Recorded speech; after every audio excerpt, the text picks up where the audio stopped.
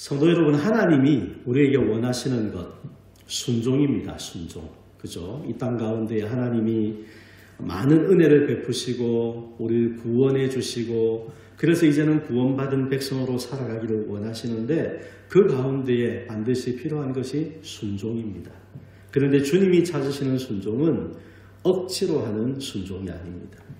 기쁨으로 순종하고 평안함으로 순종하고 믿음 안에서 이루어지는 그러한 순종을 원하십니다.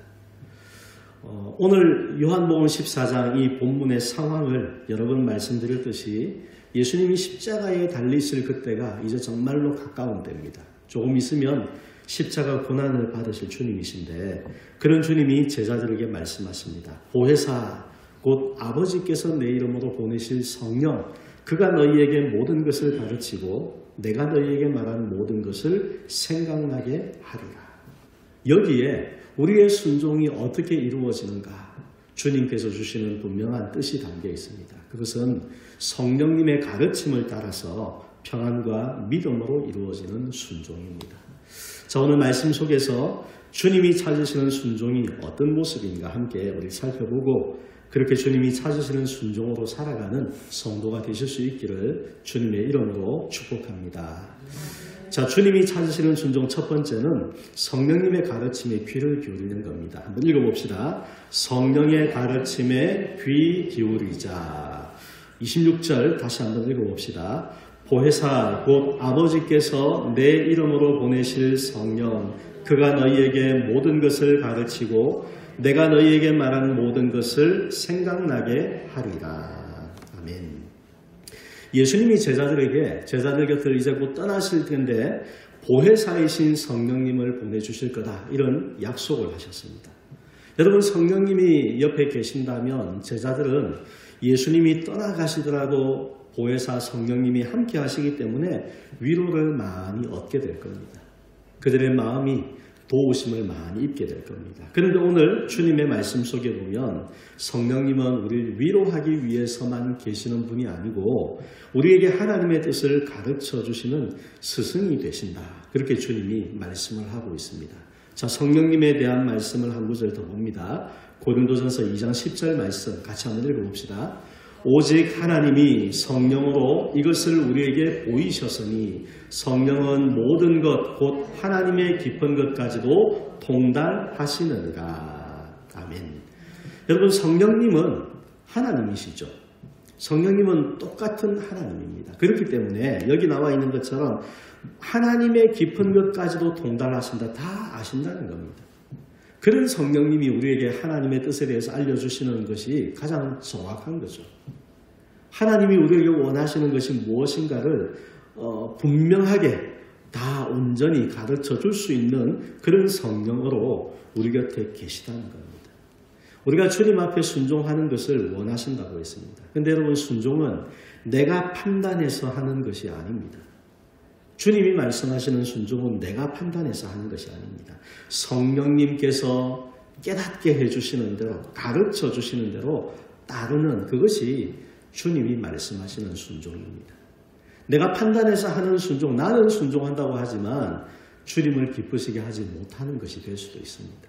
그래서 성령께서 깨닫게 하시고 성령님께서 가르쳐 주시고 인도하시는 것을 따라서 하는 그런 순종의 사람이 되어야 합니다. 그러면 여러분 우리가 생각할 것이 성령님의 그 음성을 우리가 어떻게 들을 수 있느냐는 겁니다. 성령님이 우리에게 어떻게 말씀을 하실까요? 성령님은 조용히 말씀하십니다. 큰 소리로 막 이렇게 말씀하시는 것이 아니고 조용히 말씀하시고 어디에서 말씀하시느냐? 우리의 마음 깊은 곳에서 말씀하십니다. 언제 말씀하실까요? 항상 말씀하고 계십니다. 그런데 여러분 살아가다 보면 성령님의 음성을 들을 때도 있지만 못 들을 때도 있죠. 왜 그럴까요? 우리 주변에서 누가 막 이야기를 해도 그 이야기를 우리가 들을 수 있을 때가 있고 못 들을 때가 있죠. 분명히 이야기는 하고 있는데 왜 달라지는 겁니까?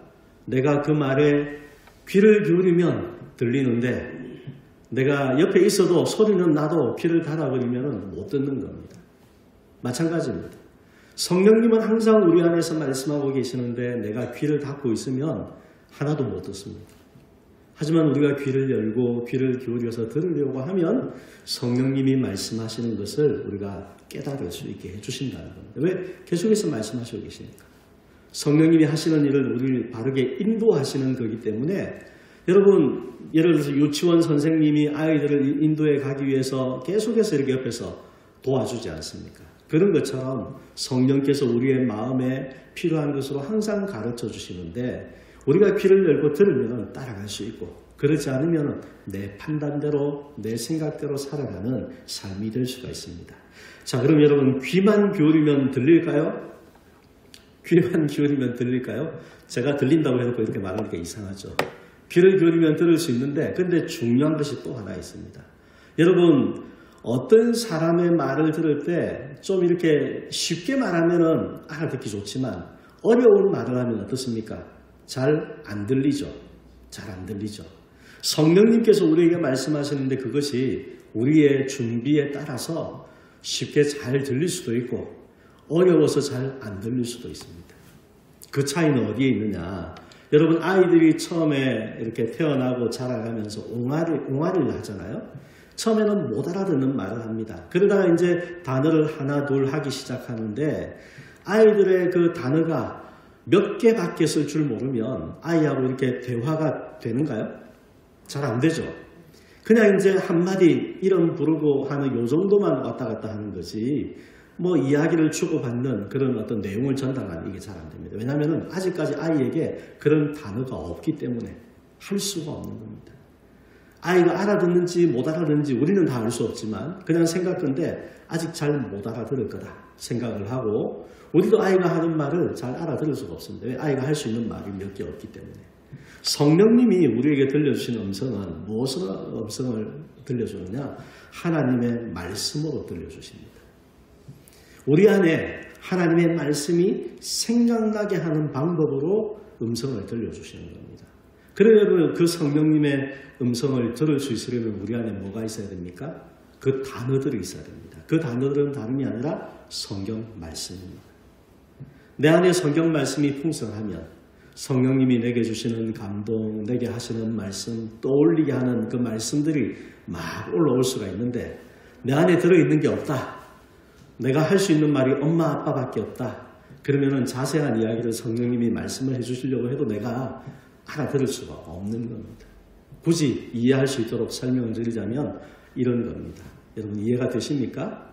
내 안에 말씀이 풍성하면 풍성할수록 성령님의 음성을 들려주시는 하나님의 말씀이 생각나는 것이 더 뚜렷해집니다.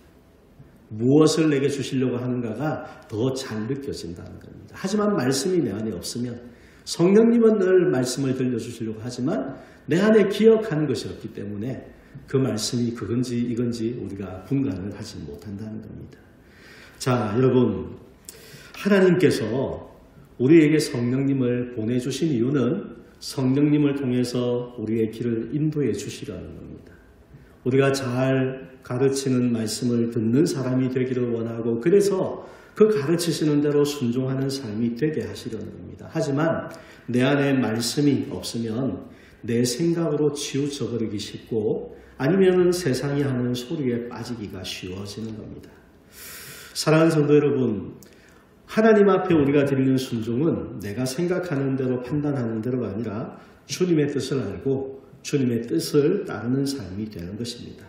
자, 그리 할 수 있도록 우리가 힘써야 되는 것, 성령님의 가르침에 귀를 기울이는 성도가 되어야 됩니다. 귀를 열고 들으려고 하는 마음을 가지셔야 되고 또 하나가 뭐였습니까? 성령님의 음성을 잘 알아들을 수 있도록 우리 안에 말씀이 더 풍성하게 해야 됩니다. 말씀을 읽으시고 또 여러분이 조금 자주 보는 말씀들 좋아하는 말씀이라고 하기는 하지만 어쨌든 조금 더 자주 보고 반복해서 보고 기억할 수 있는 이런 말씀들을 더 많이 여러분이 익힐수록 성령님의 음성을 더 뚜렷이 잘 들을 수 있게 된다. 기억하시고 말씀이 더 풍성한 그런 삶을 살아가는 성도가 되시기를 축원합니다. 자, 두 번째로 주님이 찾으시는 순종은 어떤 걸까? 오늘 말씀 가운데 보면 세상과 다른 주님의 평안을 누리는 것이라고 말씀합니다. 한번 읽어봅시다. 세상과 다른 주님의 평안을 누리자. 자, 27절 읽어보겠습니다. 평안을 너희에게 끼치노니 곧 나의 평안을 너희에게 주노라. 내가 너희에게 주는 것은 세상이 주는 것과 같이 아니하니라. 너희는 마음에 근심하지도 말고 두려워하지도 말라. 여기 예수님이 약속을 주십니다. 제자들이 지금 염려하는 마음, 두려워하는 마음이 있죠. 근심하는 마음이 있습니다. 예수님이 이제 곧 떠나가신다 하니까 그들의 마음이 지금 말이 아닌 겁니다. 자, 그런데 주님께서 세상이 주는 평안과 다른 평안을 주겠다 약속을 하셨습니다. 여러분, 세상은 어떤 때 평안하다고 말합니까? 문제가 없으면 평안하다 그렇게 말하죠. 그죠? 아무 일이 없어야 평안한 겁니다. 하지만 주님이 주시는 평안은 문제 속에 있어도 마음이 흔들리지 않는 평안입니다. 그게 세상이 주는 평안과 다른 평안이라는 겁니다. 세상이 주는 평안은 상황이 좋아야 가능한 평안입니다.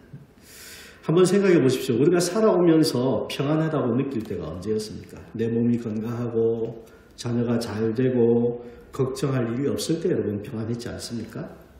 그런데 그런 평안이 계속됩니까? 오래 가지를 못합니다.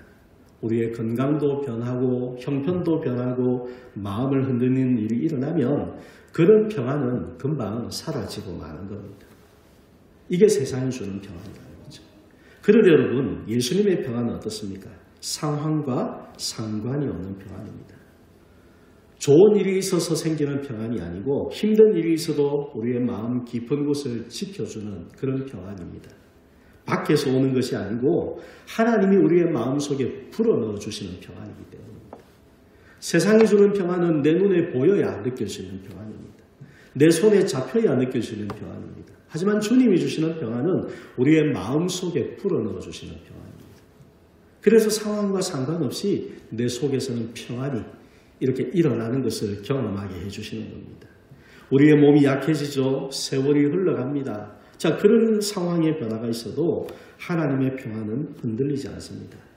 왜냐하면 주님이 주시는 평안은 우리의 상황에서 오는 것이 아니고 예수님과의 관계 속에서 오는 평안이기 때문입니다. 내가 주님을 신뢰할수록, 의지할수록 우리의 마음에 있는 평안은 더욱더 든든해지는 겁니다. 그리고 예수님의 평안은 두려움을 이기는 평안이 됩니다.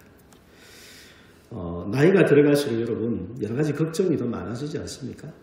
건강에 대한 걱정들이 더 생겨나게 되고 자녀에 대한 걱정도 하게 되고 손주에 대한 걱정도 하셔야 되고 여러 가지 일들이 점점 더 많아지니까.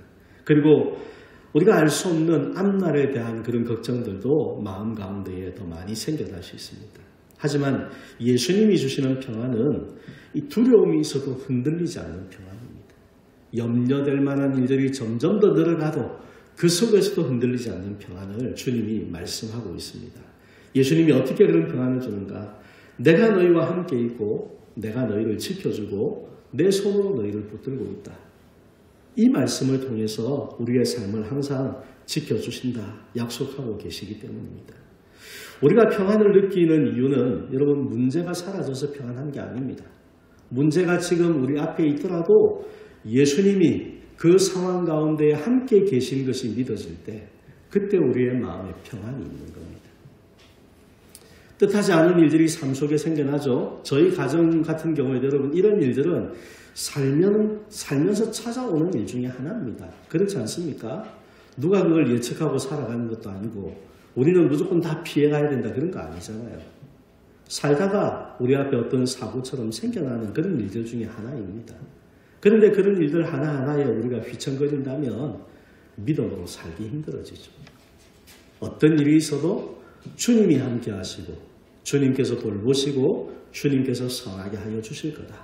이 믿음으로 평안을 얻는 것이 주님께서 말씀하시는 그 평안을 가지고 사는 삶이 됩니다. 자, 그림을 하나 보여드립니다.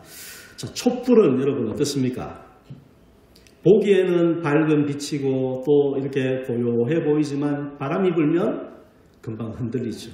그리고 빨리 꺼질 수가 있습니다. 하지만 옆에 있는 등불을 보십시오. 등불은 세찬 바람이 불어도 온전히 감싸고 있기 때문에 저 불은 크게 영향을 받지 않습니다. 이것이 세상이 주는 평안과 예수님이 주시는 평안의 차이라고 말할 수가 있습니다. 왜요? 주님께서 붙들고 계시기 때문에. 세상이 주는 평안은 우리의 마음에, 우리의 눈에 보이는 대로 거기에서 우리가 느끼려고 하는 평안이기 때문에 이건 언제 어떻게 바뀔지 알 수 없는 겁니다. 촛불처럼, 바람 앞에 촛불처럼 금방 꺼져버릴 수 있는 그런 겁니다. 하지만 예수님이 주시는 평안은 예수님이 든든하게 붙들어 주시기 때문에 어떤 상황 속에서도 흔들리지 않고 꺼지지 않는 그와 같은 등불과 같은 평안이라는 것입니다. 사랑하는 성도 여러분, 주님 앞에 순종하며 사는 길이 언제나 쉽지만은 않습니다. 우리에게도 힘든 일들이 찾아오고 합니다. 그러나 여러분, 주님의 평안이 우리 안에 있으면 순종하는 그 길은 가장 안전한 길이 됩니다. 그래서 주님이 원하시는 건 세상과 다른 주님이 주시는 평안을 누리는 사람이 되라 말씀을 하시는 겁니다. 어제까지, 오늘까지 우리가 살아오는 일들 속에 우리가 어떤 마음을 가지고 살아왔든지 주님은 이제 후로 앞으로 살아갈 날들에 대해서 우리에게 말씀을 주시는 겁니다. 사랑하는 성도 여러분, 세상이 주는 것과 다른 주님이 주시는 그 평안, 어떤 상황 앞에서도 흔들리지 않고 견고하게 항상 주님으로 인하여 든든함을 느끼는 그 평안을 날마다 마음 가득히 누리며 사는 성도가 되시기를 축원합니다. 아멘. 자, 주님이 찾으시는 순종 세 번째는 두려움 대신에 믿음으로 따르는 것을 원하십니다. 한번 읽어봅시다. 두려움 대신 믿음으로 따르자. 자, 27절 한번 더 읽어봅시다. 평안을 너희에게 끼치노니 곧 나의 평안을 너희에게 주노라. 내가 너희에게 주는 것은 세상이 주는 것과 같이 아니하니라. 너희는 마음에 근심하지도 말고 두려워하지도 말라. 주님은 제자들의 마음에 있는 근심을 아셨습니다. 우리의 마음 중심을 깨뜨려 보시는 주님이신데 그들이 어떻게 느끼고 있는가 당연히 아시죠. 그리고 예수님이 이제 곧 잡혀가시고 하면 그들이 어떤 지경에 처할까, 그 마음이 얼마나 무너져 내릴까, 이것도 주님은 다 아셨습니다. 그래서 지금 말씀하시는 겁니다. 너희는 마음에 근심하지도 말고 두려워하지도 말라. 여러분, 두려움은 순종의 가장 큰 방해물입니다. 마음에 두려움이 있으면 순종할 수가 없습니다. 근데 여러분, 그 두려움이 어디서 생기는 겁니까? 내 마음에서부터 생겨나는 것 아닙니까? 내가 느끼는 그 두려움이죠. 내가 느끼는 두려움. 그런데 그 두려움을 점점 더 키워버리면 절대로 순종 못하는 사람이 되는 겁니다.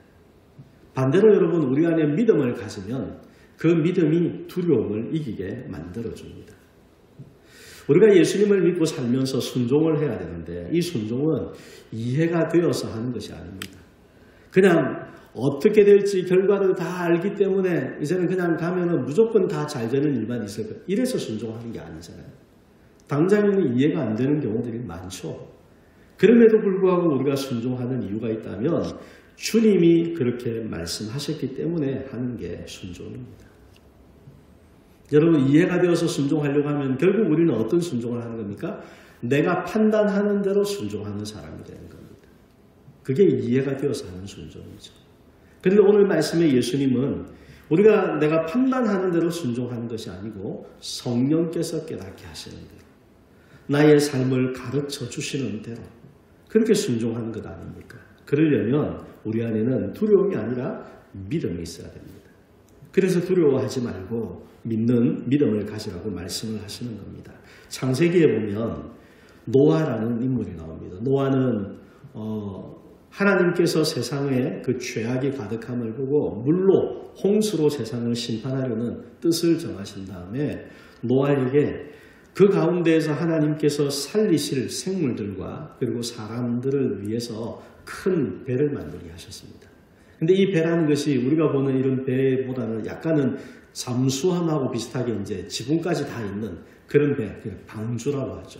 그런 배를 만들게 했습니다. 노아가 배를 만드는데 사람들에게 그와 같은 사실들을 전했을 겁니다. 하지만 노아의 말을 듣고 믿는 사람이 하나도 없었습니다. 그가 배를 만드는데 시간이 얼마나 많이 걸렸겠습니까? 수십 년을 걸렸을 수 있습니다. 그런데 그 긴 시간 동안에 그가 하나님께서 이런 일을 하실 거다, 그래서 이제 그걸 준비하는 거다 말을 할 때 믿는 사람이 하나도 없었습니다. 오히려 놀림감이 되었습니다. 하지만 노아는 그 모든 상황 가운데에서도 두려워하지 않았습니다. 그가 두려워하지 않을 수 있었던 이유는 하나님의 말씀을 믿었기 때문입니다. 노아만 순종을 했죠. 그래서 결국 어떻게 됩니까? 하나님께서 말씀하신 대로 땅에 비를 쏟아지게 하시고 땅 속에서 지하수가 터져서 올라오게 만드시고 그러면서 그 당시에 있던 가장 높은 산까지 다 물에 잠기는 그런 엄청난 홍수가 일어나게 하신 겁니다. 그 가운데에서 구원받은 사람은 오직 노아의 가족들밖에 없었습니다. 그의 믿음이, 그의 순종이 그의 온 집안을 다 구한 것입니다.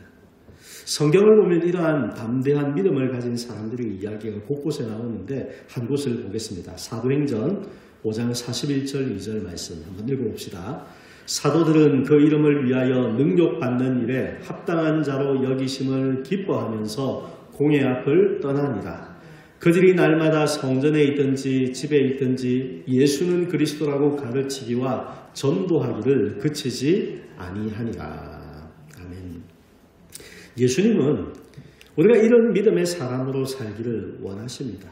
옛날이나 지금이나 주님이 주시는 평안을 얻지 못한 사람은 세상의 위협을 감당할 수가 없습니다. 내가 믿는 사람이라는 것을 밝히는 것조차도 마음대로 하지 못합니다. 세상의 위협 앞에서 두려워서 못하는 거죠. 주님이 주시는 평안이 무엇인지 모르고 진리에 대한 확신이 없기 때문에 조그마한 위협에도 흔들리고 마는 그런 삶이 되는 겁니다. 하지만 오늘 이 말씀을 보면 그 당시에 예루살렘 교회 그리고 사도들은 이와 같이 그 당시 이 나라의 지도자들이 살벌하게 그들을 이렇게 위협하는 상황 속에도 전혀 거기에 대해서 두려워하지 않았습니다. 담대하게 복음을 전했습니다. 너희를 잡아서 우리가 가만두지 않겠다. 우리 요즘 시대로 말하면 잡아서 막 감옥에 가두고, 그죠? 심지어는 막 이렇게 막 매를, 요즘 시대는 매를 잘 안 때리지만 그런 어떤 매도 맞고 이런 일들을 뻔히 보여주는데도 불구하고 그들은 전혀 두려워하지 않았습니다. 오히려 담대하게 예수는 그리스도라 가르치고 전도하는 것을 그들이 그치지 않았다. 어떻게 이게 가능했습니까? 그들 속에 세상이 줄 수 없는 주님의 평안이 있었기 때문입니다. 상황을 생각하면 우리가 이렇게 하면 잡혀가더라. 우리가 이렇게 하면 저들이 위협하더라. 우리가 이렇게 하면 우리에게 경제적으로 불이익이 찾아오더라. 그런 상황들을 생각하며 살려고 한다면 겁나고 뒤로 물러나게 되겠죠. 하지만 상황에서 흔들리지 않는 등불과 같은 그런 주님의 평안이 우리의 마음을 붙들어 주신다면 그 앞에서도 변함없이 담대함을 가지고 내가 예수 믿는 사람임을 뚜렷하게 나타낼 수 있고 또 복음의 진리에 대해서 그들에게 당당하게 말해줄 수 있고 그리고 우리가 전도도 할 수 있고 이와 같은 일들이 얼마든지 가능하게 되는 겁니다. 그래서 오늘 말씀 속에 가르치시는 주님이 주시는 평안 이것을 누리는 것은 우리에게 너무나도 중요한 것입니다. 사랑하는 성도 여러분, 주님께서 오늘도 저와 여러분에게 말씀하십니다. 두려워하지 말라. 내가 너와 함께하고 있다. 눈에 보이지 않는 주님이지만 지금도 우리와 함께하고 계시고 우리의 마음 가운데에 평안을 넣어주고 계시는 주님이십니다. 여러분 믿음으로 주님을 바라보면서 그 말씀 앞에 순종하는 삶, 주님이 찾으시는 순종을 가지고 살아가는 성도가 되시기를 축원합니다. 말씀을 정리합니다. 주님이 찾으시는 순종은 억지로 하는 순종이 아니라고 했습니다. 성령의 가르침에 귀를 기울이고 세상이 줄 수 없는 주님의 평안을 우리 안에 누리면서 두려움을 믿음으로 이겨내는 순종을 말씀하셨습니다. 평안을 너희에게 끼치노니 근심하지 말고 두려워하지 말라. 주님이 말씀하십니다. 우리에게 하시는 말씀입니다. 우리가 어떤 일을 만나든지 지금 우리가 어떤 형편 속에 놓여 있든지 우리의 삶에 어떤 근심할 만한 일들이 쌓여 있든지 그 가운데에 주님께서 지금 저와 여러분에게 이 말씀을 하시는 겁니다. 근심하지 말고 두려워하지 말라. 주님이 주시는 평안을 누리고 주님을 믿고 순종하는 성도가 되셔서 우리 주님이 주시는 평안이 삶 속에 더욱더 넘쳐나는 복된 성도가 되시기를 주님의 이름으로 간절히 축복합니다. 아멘.